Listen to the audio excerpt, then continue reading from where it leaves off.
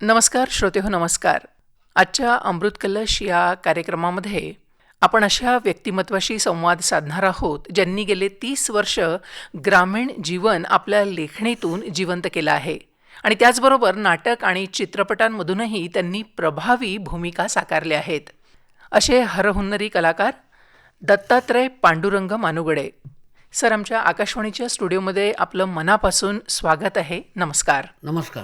Sir, सगळ्यात पहिला प्रश्न मला इथे विचारायचा आहे की आपल्या या प्रवासाची सुरुवात कशी झाली आणि लेखन आणि अभिनयाकडे वळण्यामागचं कारण काय किंवा त्याची प्रेरणा काय, याबद्दल काय सांगाल? 1968 पासून मी साहित्य लेखनास प्रारंभ केला बर. आणि नंतर आम्ही रानात राहायला त्यावेळेला होतो. वडील रेल्वेमध्ये सर्व्हिसला असताना आम्ही रानात राहायला होतो आणि त्यावेळेला काय, आजी आणि आई मला गोष्टी सांगायच्या. बर. त्या गोष्टी अशा सांगायच्या की ते मी गोष्टी ऐकतच राहायचं. ह्या गोष्टींमधून निश्चित काहीतरी आहे, काहीतरी दडलेलं आहे असं मला वाटायचं. त्यावेळेला ते चांदोबा आणि किर्लोस्कर मनोहरसारखी मासिकं त्यावेळेला मी अधूनमधून मला वाचायला भेटत होती. कारण मी शाळेला, रानातून शाळेला, गावाकडे शाळेला जात होतो. बर. मग त्या गोष्टीचा मला असा काही परिणाम झाला की आपण ही काहीतरी करावं, आपण ही काहीतरी लेखन करावं. अर्थात हे लेखन माझ्याकडे कसं काय आलं मला माहीत नाही, परंतु ह्या लेखनाला मी अशी सुरुवात केली की या साहित्यामध्ये, उघड्या समाजामध्ये पुष्कळ लिहिण्यासारखं आहे अशी एक माझ्या मनामध्ये भावना निर्माण झाली आणि त्यातून मी लेखनाला सुरुवात केली. बरं. खऱ्या अर्थानं आईचं ना आजीचं गोष्टी ऐकून माझ्या मनावरती परिणाम झाला आणि तेव्हापासून मी लेखन लिहायला चालू केलं. हां, म्हणजे आईचं आणि आजीचं, त्यांच्याकडनं तुम्ही ज्या गोष्टी ऐकल्या त्यांच्यापासून तुम्हाला प्रेरणा मिळाली असं म्हणायला हरकत नाही. हा, तसं बरोबर. अच्छा सर, ग्रामीण कथा आणि कादंबऱ्या आपण विशेष करून लिहिलेल्या आहेत, तर त्याच्यामध्ये आपण ग्रामीण जीवन असं जिवंतपणे दाखवलेलं आहे. तर याविषयीशी तुमचं नातं कसं जुळत गेलं, याबद्दल काय सांगाल? याबद्दल असं आहे, समाजामध्ये रोज एक नवीन गोष्ट घडत असते. त्यावेळेला घडत होती, अजूनही घडतात. बरोबर आहे. एखादी गोष्ट जरी आपल्या समोर जर दिसली, ही गोष्ट कितपत लेखकांना लांबवायची ही त्या कथेवरती अवलंबून आहे, त्या गोष्टीवरती अवलंबून आहे. अर्थात आतापर्यंत माझ्या पुस्तकाच्या एक 40-45 पुस्तकाचा विचार जर केला, समाजामध्ये जे जे काही घडतंय ते वास्तव जीवनाशी निगडीत आहे आणि ते लिहिण्याचा मी आटोकाट प्रयत्न केला. अच्छा. हां. आणि काय आहे, समाजामध्ये पुष्कळ असे लिहिण्यासारखे आहेत. यापूर्वी समाजामध्ये गोरगरिबाची झालेली होरपळ, त्यावेळेचं म्हणजे त्यावेळी गावात लाईट नव्हती, म्हणजे अतिशय ग्रामीण असा भाग. आणि अशा ठिकाणी, जुळेवाडी ठिकाणी माझा जन्म 1957 साली झाला. बर. त्यावेळेला इतक्या सुविधा नव्हत्या. त्यावेळेला काय 1-2-3 अंक असायचे आणि शहराच्या ठिकाणी एखादं वाचनालय असेल मला वाटतं. बर. कालांतरानंतर आता ह्या गोष्टी झाल्या, परंतु याला शब्द भांडवल आणायचं कुठनं, म्हणून मी वि. स. खांडेकर वाचनालयाचा सभासद झालो त्यावेळेला. कारण वि. स. खांडेकरांना मी बघितले, त्यांचं भाषण वगैरे ऐकलेलं आहे. त्यावेळेला ते वि. स. खांडेकर म्हणजे अतिशय म्हणजे फार पट्टीचा लेखक त्यावेळेचे ते होते. मग त्यावेळेला ते ढालेकर म्हणून एक ग्रंथपाल होते, मी त्यांना म्हटलं मला असं पुस्तकं वाचण्यासाठी पाहिजेत. तर त्यांनी मला पुस्तकाचं मेंबर करून घेतलं आणि 2 आठवड्यातून मी 3-4 पुस्तकं बदलायला इकडे यायचा. किर्लोस्करवाडी होती, नोकरीला किर्लोस्करला होतो, रेल्वेच्या जागेवर. मग असं वाचत लेखकानं त्या पुस्तकात काय लिहिले, आपण काय लिहिलं पाहिजे, याच्यातील बारकावा मला समजत गेला. अच्छा. खऱ्या अर्थानं. कारण काय, त्या लेखकाचं लिहिणं वेगळं, आपलं लिहिणं वेगळं. कारण का, आपण आपल्या भाषेत लिहितो, लेखक तो त्याच्या भाषेत लिहितो. त्यावेळेचा प्रसंग त्यांनी मांडला, सध्याचा प्रसंग आपण कसा मांडायचा, हा जो काही दैवी योग आहे, म्हणजे वास्तव आहे, ते वास्तववादी लेखन मी माझ्या साहित्यामध्ये लिहित गेलो. बर. सर, जसं आपण बोलतो आहे की आपण ग्रामीण कथा आणि कादंबरी विशेष करून लिहिलेल्या आहेत, तर त्याच्यामध्ये ग्रामीण वास्तव आणि कल्पनारंजन याच्यातलं संतुलन तुम्ही कसं काय सांभाळलं? आता वास्तव म्हणजे काय, वास्तव म्हणजे पुढे घडलेलं आहे, बरोबर, त्याला वास्तव म्हणायचं. आता दुसरा गोष्ट तुम्ही म्हणला की काल्पनिक. शक्यतो माझ्या साहित्यामध्ये कल्पनेची जोड कधीच लावता आली नाही, कारण ते पुढं घडत गेलं ना. आता कल्पनाशक्ती कधी वापरायची, एखाद्या वेळेला जर घडलेल्या कथेला, जर एखाद्या संवादाला जर कल्पनाशक्ती जर लावायची म्हटलं तर ते संवाद कथेतील किंवा कादंबरीतील वाढत जातात, असं असतंय ते. अच्छा. वास्तविक जीवन हे पुढं घडलंय, बरोबर, ते कागदावर येणं गरजेचं आहे खऱ्या अर्थानं. आता काल्पनिक म्हणजे एक होता राजा एक होता राणी, ही झाली कल्पना. हं, आता त्यावेळीचे पूर्वीचा समाज आता राहिलेला नाही. हं, पूर्वीचे पाटील इनामदार आता गेले ना. हं. त्यावेळी त्या लेखकांना पाटील इनामदार दिसले म्हणून त्यांनी त्यांच्या त्या पुस्तकात ती नाती वापरली. बरोबर. आता अर्थात का वास्तववादी जीवनामध्ये कसं आहे, माझ्या पुढे जी लोक दिसली हं, त्यांच्यातला वाक्यपणा त्यांची भाषा मला समजली म्हणताना मला लिहिता आला. अर्थात ह्या माणसावरती मला तसा टीका करण्याचा अधिकार नाही आहे, कारण की माझी माणसं आहेत ना शेवटी. हं. माझ्या माणसाला मी आवर्जून टीका करणार नाही, परंतु कसं झालं, ओघाओघानं ती पात्र माझ्या साहित्यात येत गेली. आता त्यातील काही पात्र जिवंत नाही आहेत. बरोबर. 1968 पासून लेखनाला सुरुवात केल्यामुळं आता ती पात्र नाही आहेत. हं, मग आता हे कागदावर आणायचं म्हटलं तर मग ते प्रकाशनाच्या संदर्भात मी भरपूर फिरलो. पुस्तक रूपाने यायला पाहिजे. 1968 पासून लेखनाला झालेला प्रारंभ, पहिलं पुस्तक निघायला 20 वर्षाचा कालावधी गेला. तोपर्यंत मी लिहितच होतो. अच्छा. त्यावेळेला काय दिवाळी अंक, परत वर्तमानपत्र म्हणजे रविवारची पुरवणी असायची. हं, आता त्यावेळेला ठोकळे जोडायचे होते, आता कम्प्युटर आले, आता आधुनिक तंत्रज्ञान वापरलं जाते. बरोबर. त्यावेळी इतक्या सुविधा नव्हत्या. आणि त्यावेळी एक कथा आली म्हणजे मला भयंकर आनंद व्हायचा. महाराष्ट्रामध्ये माझी कुठंतरी कथा आली हं. आणि मला जरा ती लिहिण्याची आणखी एक प्रकारची उमेद निर्माण व्हायची. उर्मी जागी झाली. हं. आपण काहीतरी लिहावं समाजासाठी. बरोबर. कारण काय, साहित्य हा काय टाइमपास विषय नाही. हं. आणि आपल्या साहित्यातून समाजाला निश्चितपणे काहीतरी चांगलं देता येईल हं, हं. ही अभिलाषा मनात धरूनच मी साहित्य आज अखेर लिहित आहे. हं, हं. सर, तसंच आपण अनेक नाटकांमधनंही प्रभावी भूमिका पार पाडल्या आहेत. त्याच्यामध्ये सुखाचा संसार, पाटलाचा खून, नवसीमोल्लंघन, विश्वासघात, आणि याच्यामध्ये मला वाटतं एक समाजाला एक संदेश पण मिळालेला आहे. मिळालेला. तर या नाटकात काम करण्याचा अनुभव कसा होता तुमचा? आता कसं आहे, सुरुवातीला ही लेखन करायच्या अगोदर मला नाटकामध्ये भूमिका करायला फार आवडायचं. बरं.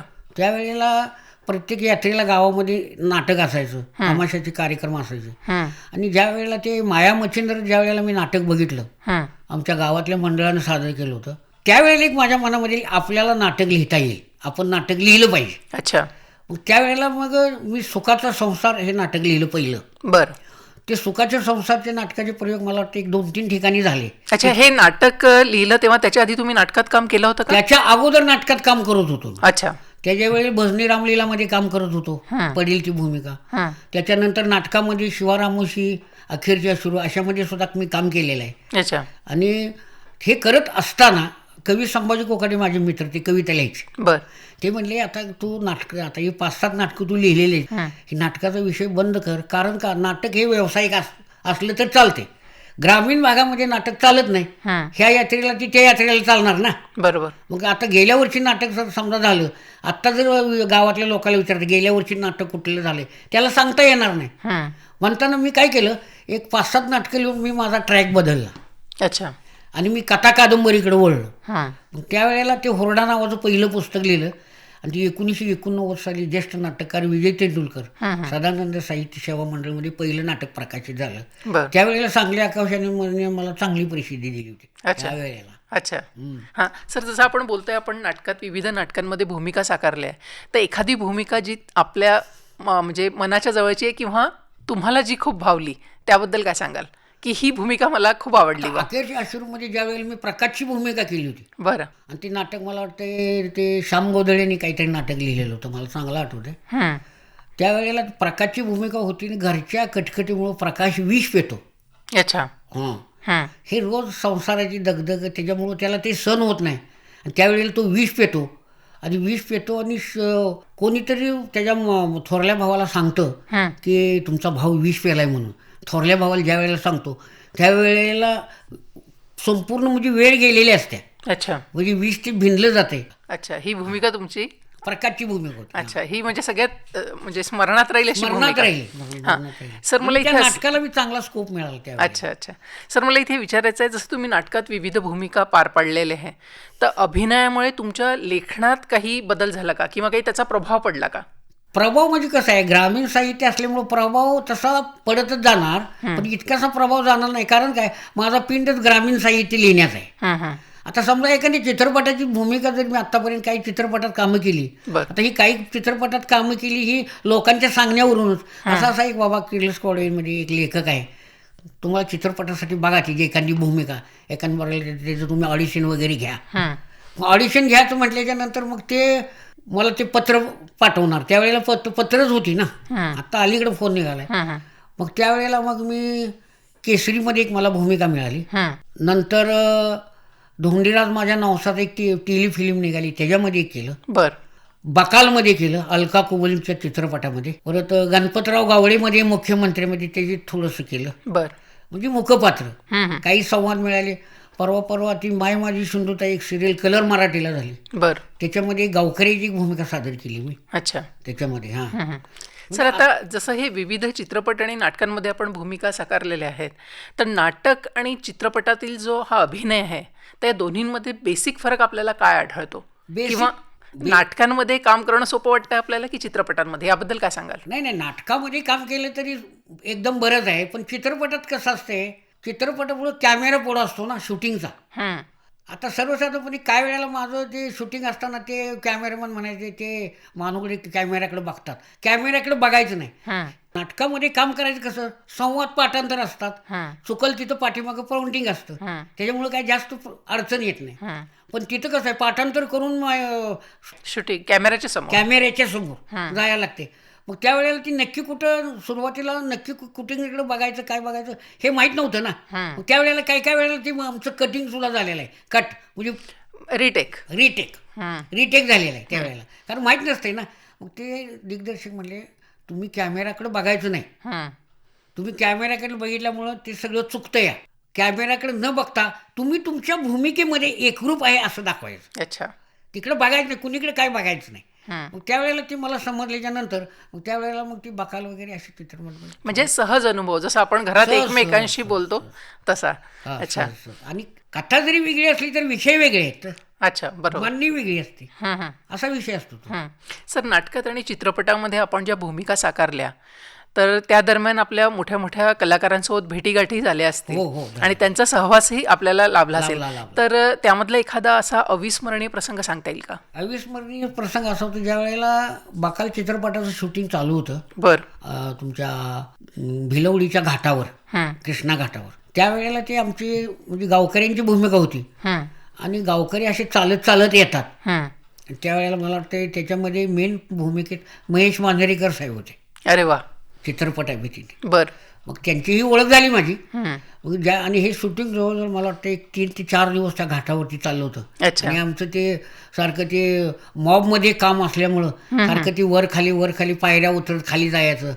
आणि तो पैलवान म्हणजे विजय झालेला असतो आणि तिथं ते झेंडा वर लावायचा असतो मंदिरावर. बरं.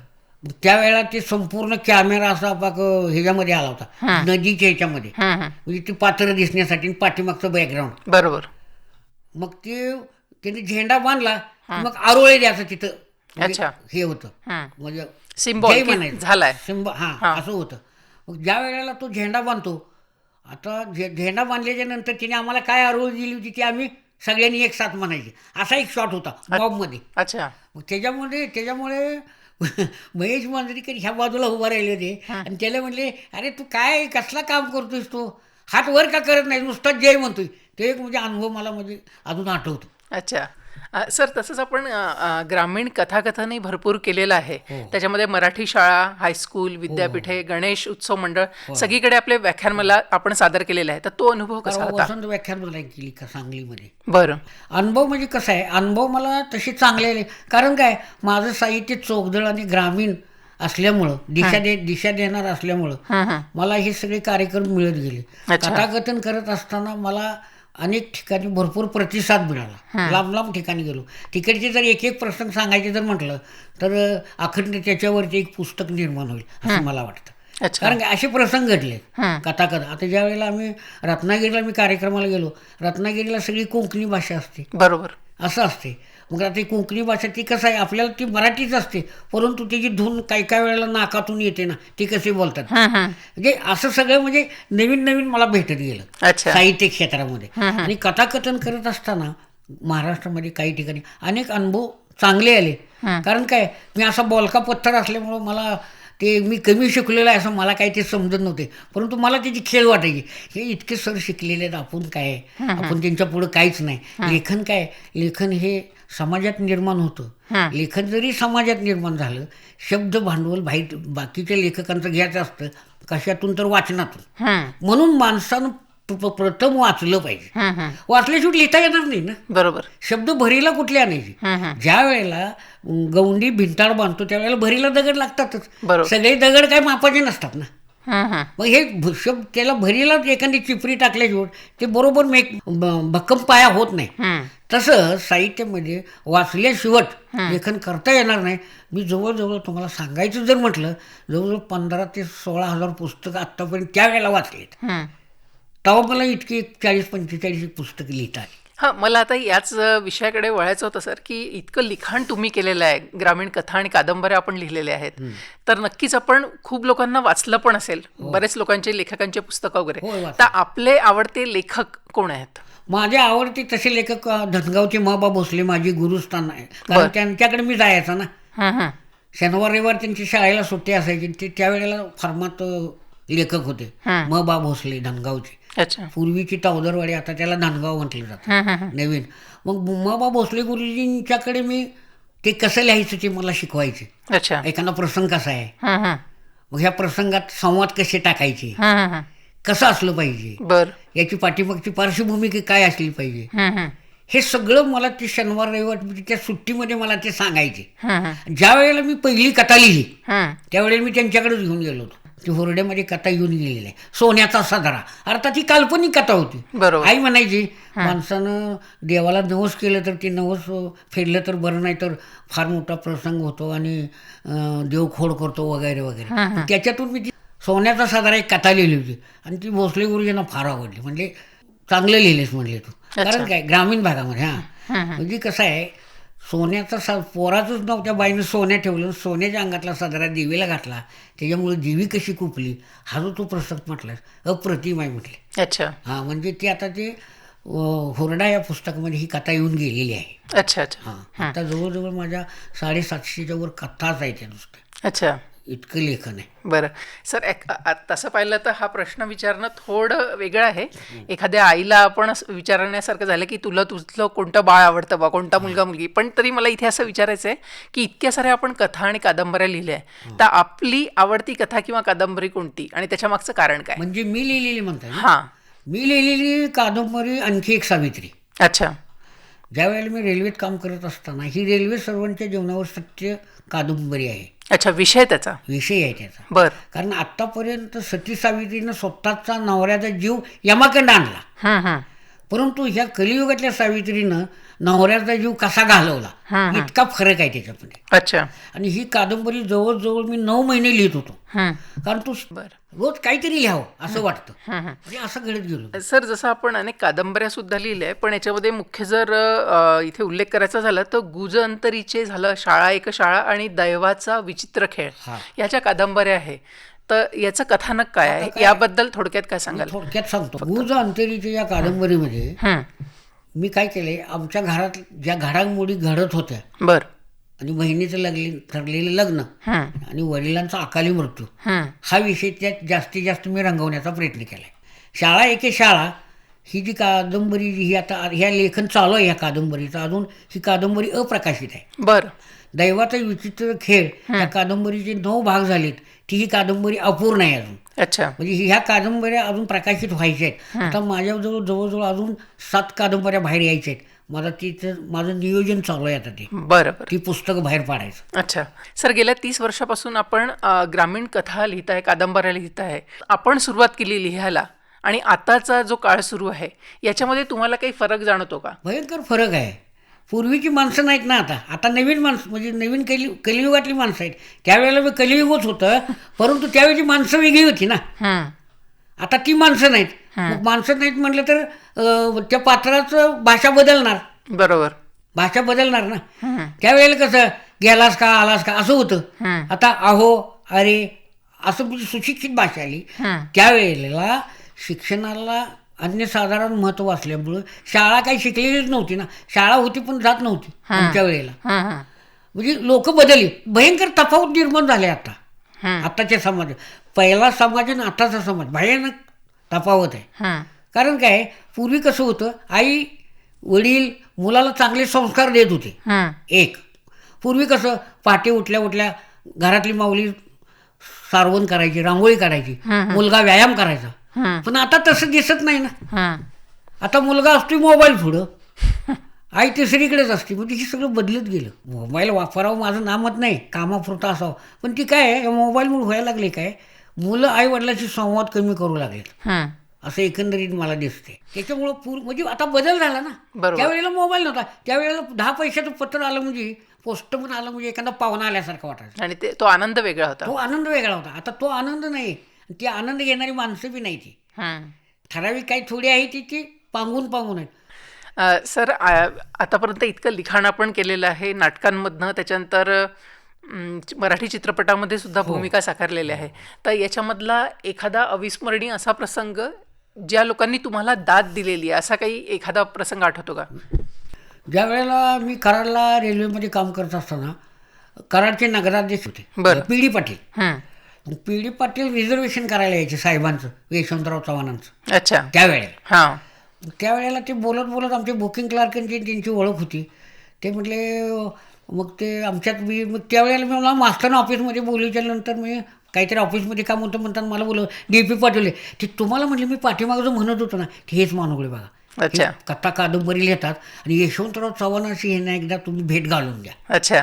असं घडत गेलं. मग ज्यावेळेस मग ते म्हणजे यशवंतराव चव्हाण येतील त्यावेळेला आम्ही तुम्हाला सांगतो. मग यशवंतराव चव्हाण एक दिवशी आले आणि ते महालक्ष्मी एक्सप्रेसला जाणार होते. DP पाटलांनी सांगितल्याप्रमाणे मी स्टेशनमध्ये येऊन यशवंतराव चव्हाणांना भेटलो, नमस्कार केला. त्यावेळेला माझं हुरडा पुस्तक निघालं होतं. मी एक कॉपी घेऊन गेलो होतो बरं यशवंतराव चव्हाणांना द्यायला. मग यशवंतराव चव्हाणांच्या पाया पडलो. त्याने तू चांगलं लिहितोस म्हणले. मी म्हटलं माझं पुस्तक वाचलं नाही, हे चांगलं कसं काय साहित्य म्हणतात. सर मी तुमच्यासाठी हुरडा आणलाय. नाही मी हुरडा विकत घेऊन वाचले म्हटले. तिथं मला अभिमान वाटला. म्हणजे ही खूप मोठी पावतीच होती, ही माझ्यासाठी तुमच्या कामाची पावती होती. बरोबर. त्यावेळेला त्यांनी खिशातला पेन काढला, तो पेन माझ्याकडे अजून बी आहे. पेन काढल्याच्या नंतर आता मला फार आनंद झाला आणि त्यावेळेपासून मला एक नवीनच एक उर्मी निर्माण झाली. आज एवढा मोठा एक महाराष्ट्राचा मुख्यमंत्री आपल्या साहित्याची एवढी कदर करतो, किंमत करतो. यशवंतराव चव्हाण तर मोठे साहित्यिक आहेतच, तो प्रश्नच नाही. कृष्णाकाठ सारख्या ठिकाणी कृष्णाकाठच्या पुस्तकामध्ये फार मोठं अतिशय सुंदर पुस्तक लिहिलेलं आहे त्यांनी. त्यावेळेला मला त्यांनी कृष्णाकाठ दिलेला होता, पहिला भाग. आता दुसरा भाग झाला का नाही मला माहित नाही, कारण फार दिवसाची गोष्ट आहे. मला वाटतं 83-84चा कालावधी असायला. अच्छा. मला चांगला आठवतं. बरं. तिथून मला यशवंतराव चव्हाणांची थाप पडल्याच्या नंतर मला विशेष वाटलं, आपण लिहितो ती काहीतरी बरोबर आहे. आपलं जर साहित्य जर समाजाला जर उपयुक्त होत पडत असेल तर आपण का प्रयत्न करू नये. म्हणून मी साहित्य लिहिण्यात अजूनही लिहितो. अच्छा. इतकंच. सर, तुमच्या बोलण्यातनं आणि तुमच्याबद्दल जेवढा आम्ही वाचलाय, तर तुमचं पहिलं प्रेम म्हणजे लिखाण. हा, पण या व्यतिरिक्त तुमचे अजून काय छंद आहे? आपली दिनचर्या कशी असते? आपण दिवस कसा घालवता? आता कसं आहे, माझं वाचन तरी असतंय. आता मी रिटायर झाल्यामुळे वाचन तरी असतंच. बरं. परंतु मी दुसरं एक माझ्या अंगी लहानपणापासून असा गुण आहे की वडील वारल्याच्या नंतर घरात वातावरण निर्मिती बिघडली. मला घरात वडील गेल्यामुळं वाईट वाटलं. आधी मी परत गावात भजन असायचं. अच्छा. मग मी गावात भजनात जाऊ लागलो. मग त्यावेळेला मी ते बाळासाहेब गायकवाड त्याच्याकडे तबला शिकला पहिलं. तबला शिकलो आणि तबला आता सुद्धा मी चांगला तबला वाजवतो. अच्छा. हा एक गुण आहे माझ्या अंगी. भजन करतो, गातो. अच्छा. माझा आवाजही तसा फार सुंदर आहे. त्यावेळेला मी 10-15 वर्ष भजनच केले गावामध्ये लहान असताना. ती भजनाची ओढ निर्माण झाली. त्याच्यामुळे आता माझा मुलगा विचार आहे सध्या. बरं. त्याला 1 वर्षभर मी तबला घरी शिकवला होता. कलेमुळं एक कलाकार निर्माण झाला. बरोबर. साहित्यामुळं थोरला मुलगा साहित्यिक झाला, बाजींसारख्या कादंबरी लिहू लागला, तिथे एक फायदा झाला. आणि 2 नंबरचा मुलगा हा शिल्पकार आहे. तो शाडूची मातीपासून नुसतं कॅलेंडर फोटो बघून मूर्ती तयार करतो. शक्यतो हे कुणाला जमत नाही. अच्छा. म्हणजे सगळे कलाकार घरामध्ये म्हणजे निर्माण झाले. अर्थात ही परमेश्वराची देणगी असावी असं मला वाटतं. बरोबर. म्हणजे असं घडत गेलं त्या बाबतीत. तर आजचे जे नवोदित लेखक आहे, ज्यांना कथासंग्रह लिहायचे आहे किंवा कादंबऱ्या लिहायचे किंवा थोडक्यात समजा म्हटलं आपण की लिखाणाकडे वळायचं आहे, तर ह्या नवोदित लेखकांना किंवा या कलाकारांना तुम्ही काय संदेश द्याल की त्यांनी काय केलं पाहिजे? आता हा जो प्रश्न आहे, हा प्रश्न सुरुवातीला मी तुम्हाला आता सांगतो असं, आता अनेक नवोदितांचे काही पुस्तकावरती मी प्रस्तावना लिहिलेल्या आहेत. बरं. आता लेखन करणं हा विषय चांगला आहे. हं, मुलगा शाळेला जातो रोज, हं, पण त्याला शाळेत काय येत नाही. हं, शाळेत जातो हे काय कमी नाही, म्हणजे तो प्रगती त्याची होणार ना. हं, जरी आणि दुसरी गोष्ट, नवोदित लेखकांनी वाचन भरपूर केल्याशिवाय पुढं लिहिता येणार नाही सध्या तरी. हं, दुसऱ्यांची पुस्तकं वाचली पाहिजेत. हं, कवी, आता जी कवी संमेलन भरलं जातं, हं, फेसबुकच्या माध्यमातून काही कविता वाचतो मी, हं. परत काही पुस्तकांच्यावरती लिहिलं मी, शंख शिपले वगैरे अशावरती बरं. पुस्तकावरती. हं, कवी हं, ता लिहिणे हा विषय अतिशय अवघड आहे, सोपा नाही आहे. हं. पूर्वीचे कवी गीतकार आणि आत्ताचे कवी ह्याच्यामध्ये भयंकर फरक आहे. हं. उदाहरणार्थ जगदीश खेबोडकर बरं. हे माझे मित्र. अच्छा. ज्या वेळेला मी 1900, आता मला काही साल आठवत नाही, हं. शरदचंद्र पवार साहेबांचा पुरस्कार मिळाला वाढदिवसानिमित्त. बरं. त्यावेळेला मला जगदीश खेबोडकर भेटले ट्रेनमध्ये, दोघांचं रिझर्वेशन एक ठिकाणीच. अलभ्य लाभ होता. हो, अलभ्य लाभ होता माझ्यासाठी. हां. आणि त्यावेळेला माझं ते 2 नंबर 3 नंबरचं पुस्तक टिप्पेरा प्रकाशित झालं, ते त्यांच्या हातात होतं. अच्छा. आम्ही सांगलीच होतो आम्ही हं, दोघांचं. बरं, तर तिने होते 35ला, मी होतो 36ला, हं. आणि पुरस्कार आमचा दादरला होता अच्छा. वितरण. हं, मग त्या पुरस्कारात, परंतु मी दत्तात्रय मानवडे हे त्यांना सांगू शकलो नाही ना. हं. त्यांनी पाठीमागे जर माझा फोटो बघितला असता तर मग त्यांची माझी ओळख झाली असती. हं, मग ते असं आम्ही प्रवास करत करत ते बी जगदीश खेबोडकर आहे, गीत आहे, त्यावेळेला आमची ओळख.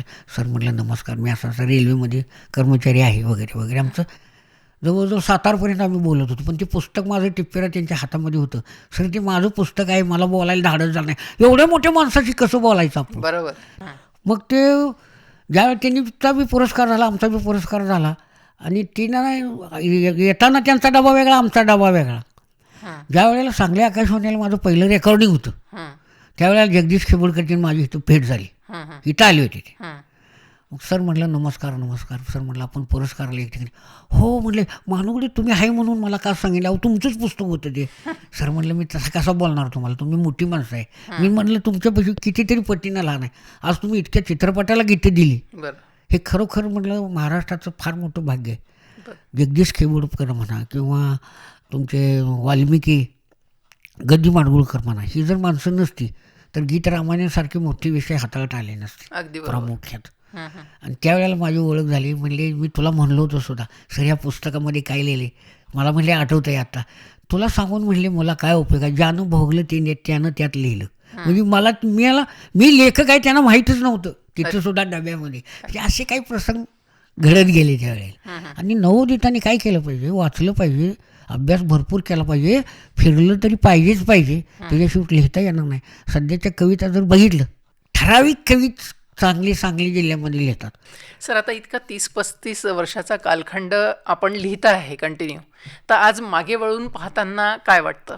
जर 2-3 ओळीत जर तुम्हाला जर याचं समर्पक उत्तर जर द्यायचं असेल, किंवा आपल्याला एक्झॅक्टली काय वाटतं याच्याबद्दल काय सांगाल? आणि तसंच मला इथे अजून विचारायचं आहे की भविष्यातल्या आपल्या योजना कोणत्या आहे, किंवा बऱ्याचशा विषयावर जसं आपण कथा आणि कादंबऱ्या लिहिलेल्या आहे, तर आता भविष्यामध्ये कोणत्या विषयांकडे वळणार आहात?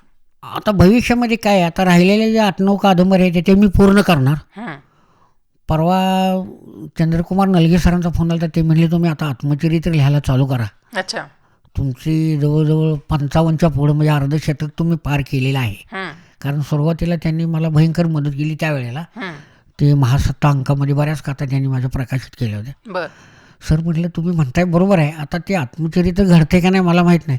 कारण का, माझं आता ही पुस्तकं 8-9 पुस्तकं पूर्ण करायला किती दिवस लागणार आहे मला माहीत नाही. अच्छा. तोपर्यंत आत्ता माझी 13 पुस्तकाचं काम ऑलरेडी आता चालू आहे, हं, हं, हं. वेगवेगळ्या प्रकाशनमार्फत आता चालू आहे सध्या. हं, हं. गेल्या महिन्यात 2 पडली, आता उद्या 1 तारखेला 2 येत आहेत. अच्छा. त्याच्या पुढे 2 महिन्यांना अजून 2 आहे, म्हणजे सारखं चालू आहे प्रूफ रिडिंग वगैरे. अच्छा. आता यातून मला कसा वेळ मिळतो त्याच्यावरती सगळं अवलंबून आहे. आणि माझा वेळ कसा जातो मला दिवस मला टाईम पुरत नाही. हं, रेल्वेमध्ये काम करत असताना माझं टाईम भरकन निघून गेलं. हं. पण आता रिटायरमेंट झाल्याच्या नंतर घरातल्या लोकांना असा प्रश्न पडला, हा माणूस भाकरी दिलेली बांधून खात होता, हं. आता रिटायर झाला, आता ह्याला ॲडजस्ट करायचा कसा, असा प्रश्न पडला. ज्या वेळेला अर्धा होतो त्यावेळेला पगार फुल होता, जबाबदारी होती. हं, हं. आता माणूस पूर्ण झालाय पण पगार अर्धा झाला अशी अवस्था आहे. अच्छा. म्हणजे असं आहे.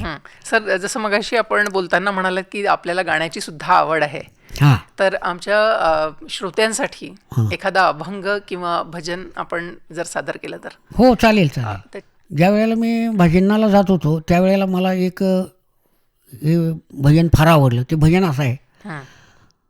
अबीर गुलाल उधळी तो रंग, नाता घरी नाचे माझा सखा पांडुरंग, नाथा घरी नाचे माझा सखा पांडुरंग. अबीर गुलाल उधळी तो रंग रंग रंग, अग्रिल गुलाल उधळी तो रंग, नाता घरी नाचे माझा सखा पांडुरंग. क्या बात आहे, खूपच छान. सर, आज आपण इथे आलात आणि आपला पूर्ण जीवन प्रवास आमच्या श्रोत्यांसमोर मांडला. विविध विषयांवर आपण बोललो. हां तर त्याबद्दल आकाशवाणीच्या सांगली परिवारातर्फे मी आपले मनापासून आभार मानते. धन्यवाद. आणि भविष्यामध्ये आपण जे लिखाण कार्य करणार आहे त्याच्यासाठी पण आमच्याकडनं खूप खूप शुभेच्छा.